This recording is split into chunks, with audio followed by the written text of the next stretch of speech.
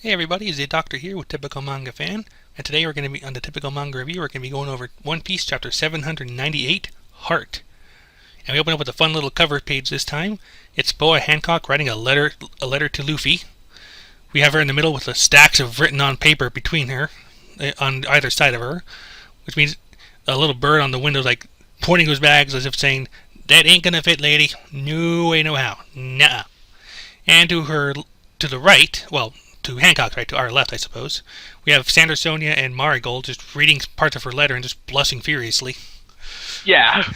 Like I said, I almost imagine like Boa's like Hancock's like putting like drawings in there, and like Sandra, Sonia like take one and like turn it sideways. I'm curious to see if Luffy's gonna get all this stuff. Like, That would understand if he did. Yeah, unless he draws like food porn on it, then he's like, then that's what he gets off on. I wouldn't be shocked. I mean, if she knows him well, yeah. Or pirate porn or something.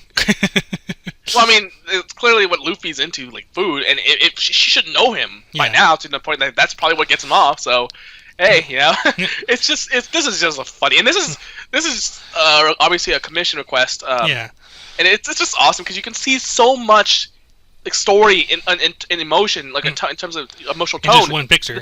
One panel, one page, one panel, and it's great. It's amazing, and it's not even like his idea. It was someone else asking for it. It's just it's amazing. I like this. I don't know how far in advance it gets him, but even with that in mind.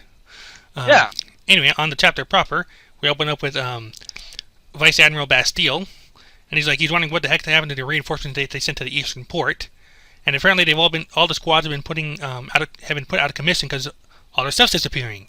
Like gunpowder, bullets, rifles, even melee weapons are all just disappearing, up and vanishing. And on the bottom of that page, we see the Tontada with a whole lot of stuff just celebrating. Go Tontadas! Woohoo! Yep.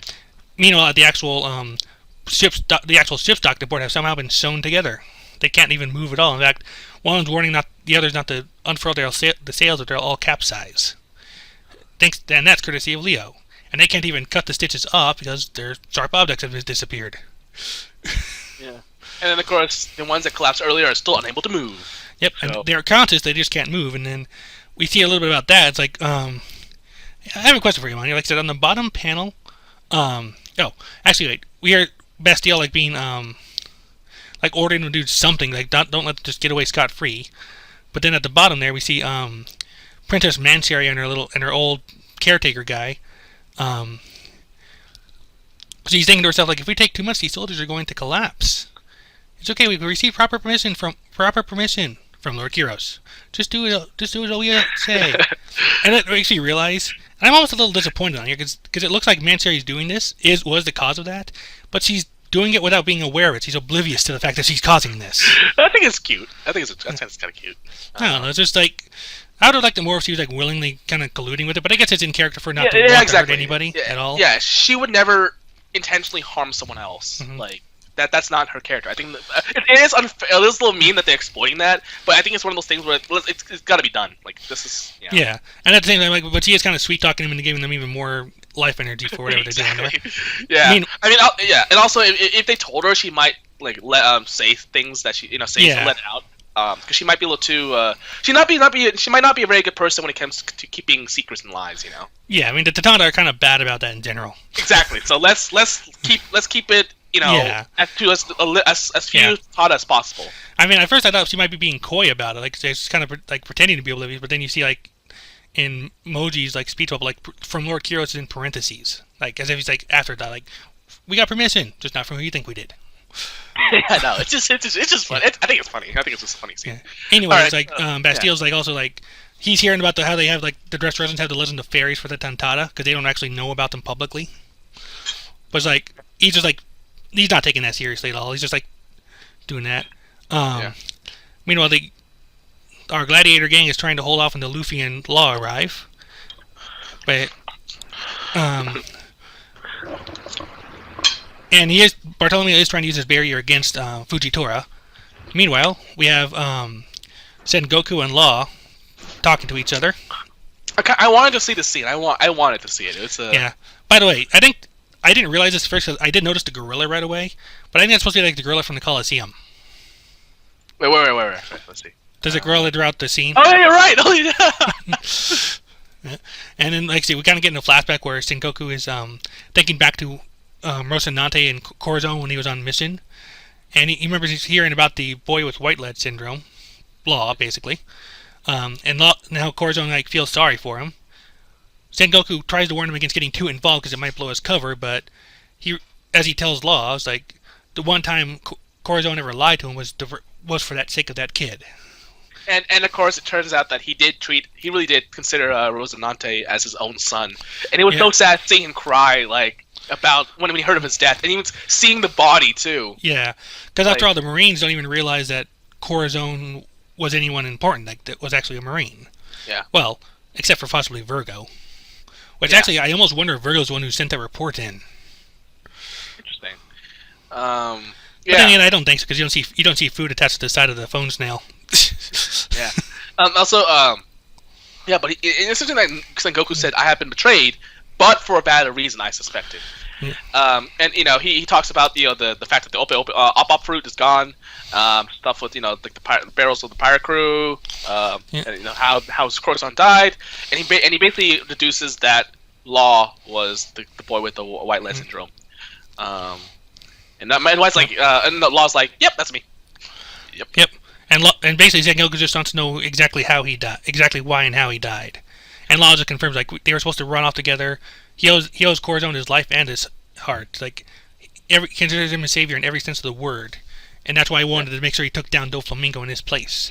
And then Law reveals the fact that he's a member of the D family, and then Sengoku's like, "What?" But then he just kind of like shrugs it off. It's like but he also says that that Corazon did not save him because of the name, that fact he was a D. It was because he saved for him, for Law, and that so don't like solely his love with imagined requirements and conditions. He loved you, and that's it.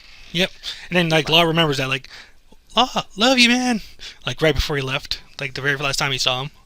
Yeah. Like he's like, Sengoku's like, if I were still serving, I'd just lock you up myself and question you at my leisure. To think that the only person with whom I'd be able to share my memories of Rocinante would be a pirate. Like, if you really have to do something for him, then just remember him. Let us both never forget him. It's actually interesting that I never thought that Law saw Corazon that way. Like, or maybe just Sengoku reminding him, like, don't think of it that way. Because I don't think Law ever considered, like, he thought, like, oh, Corazon only helped me because I was D. I think he understood that Corazon loved him. I think this is just Sengoku reminding him. It's like, don't let that, don't let you think, don't make it yourself think that that's the way, why he did it. Just remember that he did love you. Basically, Law was too focused on fulfilling Corazon's last wish to really think about that fact, I think is what it was. Yeah, but I think Law somewhere in his heart knew that, and also that Law just like crying. It's a nice thing. It's also interesting to note that like, if I was still serving, I'd have thrown you in the cloud. But I mean, I know he's semi-retired, but as an inspector or whatever, does that mean he's still technically serving? I mean, I don't know. Like he doesn't have the responsibility anymore, so it's not like he's like a full-on officer. So okay. Anyway, I would assume that even as semi-retired, I thought your goal is still stop pirates. So whatever. Well, like I said, it might be just because this is Fujitora's role. And speaking of which, Fujitora's about to drop the whole city on our gang, and by that I mean that very literally. Like he's taking all the rubble from the birdcage and lifting it way above him. I think you can even see like the Pika statue in there. Like on just to the left of the file. What's also interesting to note is that while Bartolomeu has known to be really cocky and arrogant, he's actually scared shitless of Fujitora. Yeah.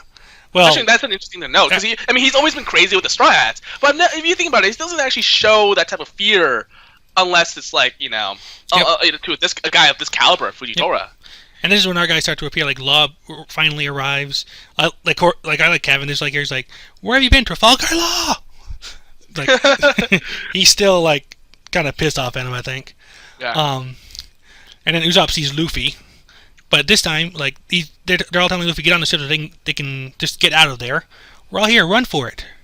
Like this must be a weird thing. Like, he's like the manga stream says here like maneuver, but I think it just means like run. Hey, Mr. Gambler, remember me?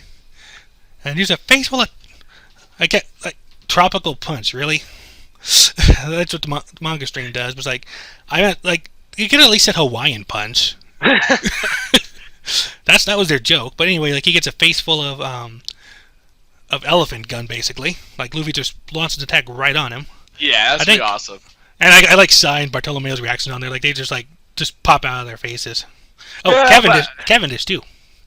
Yeah, but at the same time, it's kind of like, well, that's Luffy. So, Yeah. and here's what I like about this. He's saying like, look, if I have to become the Pirate King, I have to be able to beat guys like you, Marine Admirals, Yonkou, the one of the 4 emperors, basically. No, an emperor.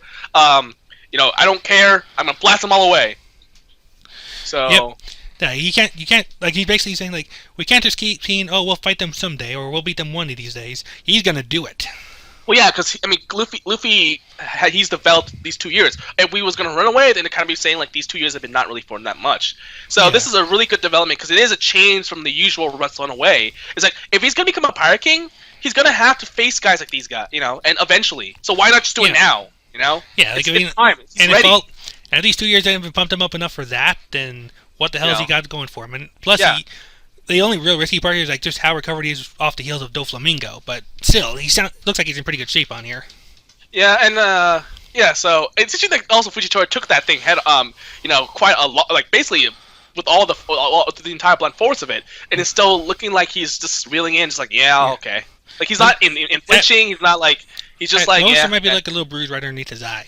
Yeah, so Fujitora is going to be really powerful. Although I think is it going to be a 1-on-1, or do you think they're going to help him out?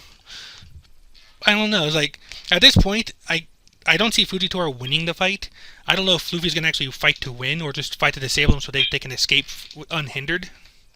Either one would kind of be a defeat for Fujitora, though.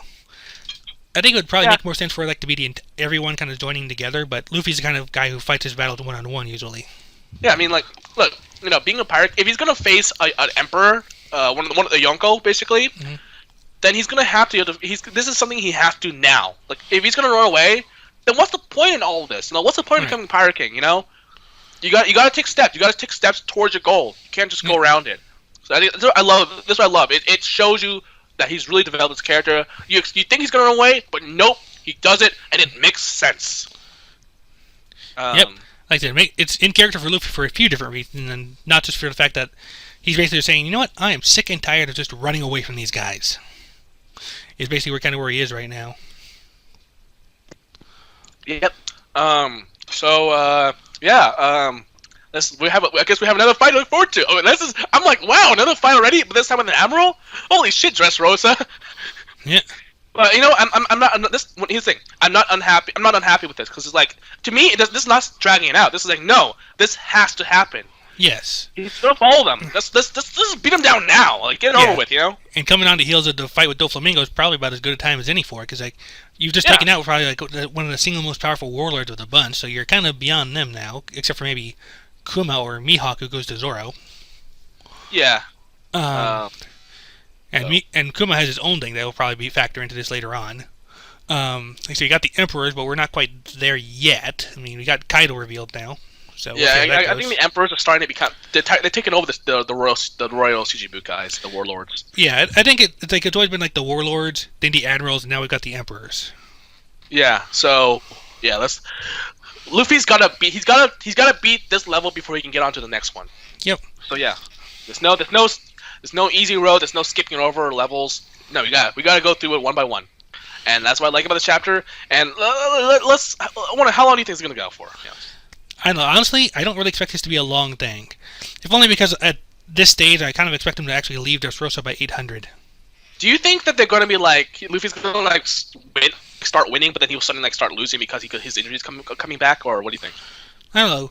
I'm expecting this more to be a case of maybe like disabling him long enough to leave unhindered. Like not just run. They're not going to go just running away. They're going to actually like fight back and free up their chance to get away. Okay. It's interesting. So, yeah. How do you beat this gravity? Do you think this gravity power is gonna be interesting though? Yeah, because Bartolomeo can. It's actually kind of interesting. How do you think this is a type of ability that can actually exploit Bartolomeo's weakness of maybe not having enough shield around? Oh, did you see the size of that pile of rubble, right? Yeah. I mean, exactly. Because he can obviously protect himself. But because Bartolomeo has to protect everyone else. Yeah. Yeah, he has to protect, and he can attack from all sides too. I've actually wondered how fast can Bartolomeo make those barriers too. In this case, I'm willing to bet the answer is not fast enough. Yeah, because if he can attack from all sides, because gravity is crazy. you can even argue that if he can somehow influence inside the, because can he influence the gravity of things inside the barrier? Because that means he can use Bartolomeo's strength against him by just flinging things inside the barrier, so Bartolomeo can't escape. True. Right? I don't know if the barrier would cut him off from using his gravity power one way or the other. But even if it did, it'd only be within a very specific area. Yeah, but if you think about it, it is actually a very interesting, creative way of beating Bartolomeo. Yep. If you think about it, because he does seem so damn invincible that I think it would be an interesting way. I wouldn't have a problem with it. Use the strength against him. I love that type of thing. So yeah. But I imagine Luffy will be doing a lot of the heavy lifting in this next chapter. All right. Well, we'll see what he can do. Yep. Hopefully, he doesn't push himself too far, because that'll destroy him. Yeah. At this point, I don't see that happening again so soon after Doflamingo. Yeah, and he's had time to recuperate too. So yeah, but still, that's been our review of One Piece, chapter 798, Heart. Like I said, this week we also have our Bleach review, so be sure to check that out if you're interested. Or if you're a Bleach fan yourself, maybe stay away. Just trust us on that one. In the meantime, go ahead. Like I said, go ahead and take us away. Bye.